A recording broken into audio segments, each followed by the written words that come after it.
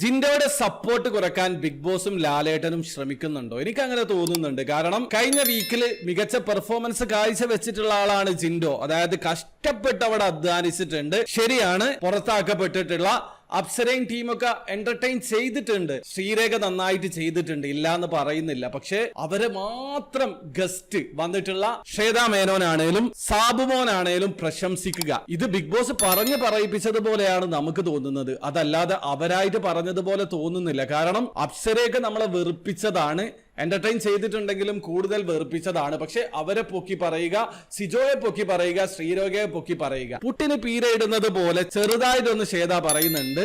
ആ ക്ലീനിങ് ടീമും കുഴപ്പമില്ല എന്നല്ലാതെ ജിൻഡോയുടെ പേരെടുത്തോ അർജുന്റെ പേരെടുത്തോ ശ്രീധുവിന്റെ പേരെടുത്തോ ഒന്നും അവര് പറയുന്നില്ല. മനഃപൂർവ്വം അവരെ കൊണ്ട് പറയിപ്പിച്ചതുപോലെയാണ് തോന്നുന്നത്. കാരണം ജിൻഡോക്ക് പുറത്ത് കിട്ടുന്ന സപ്പോർട്ട് കൂടാതിരിക്കാൻ വേണ്ടിയിട്ടാണോ എന്നറിയില്ല. ഏതായാലും വെറുപ്പിച്ചിട്ടുള്ള അപ്സര ടീമിനെയാണ് കൂടുതൽ ബൂസ്റ്റ് ചെയ്ത് സംസാരിച്ചിട്ടുള്ളത്. ശ്രീരേഖ നന്നായി ചെയ്തിട്ടുണ്ട് എന്നുള്ള അഭിപ്രായം തന്നെയാണ് നമുക്കും. പിന്നെ പുറത്താക്കിയിട്ടുള്ളവർ എന്റർടൈൻ ചെയ്തിട്ടുണ്ട്, പക്ഷെ അത് മാത്രം ബൂസ്റ്റ് ചെയ്ത് ബിഗ് ബോസ് സംസാരിച്ചത് ശരിയായിട്ട് തോന്നിയിട്ടില്ല. എന്റെ ഒപ്പീനിയൻ ആണ്. നിങ്ങളുടെ അഭിപ്രായം തീർച്ചയായും കമന്റിൽ അറിയിക്കാൻ ശ്രമിക്കുക.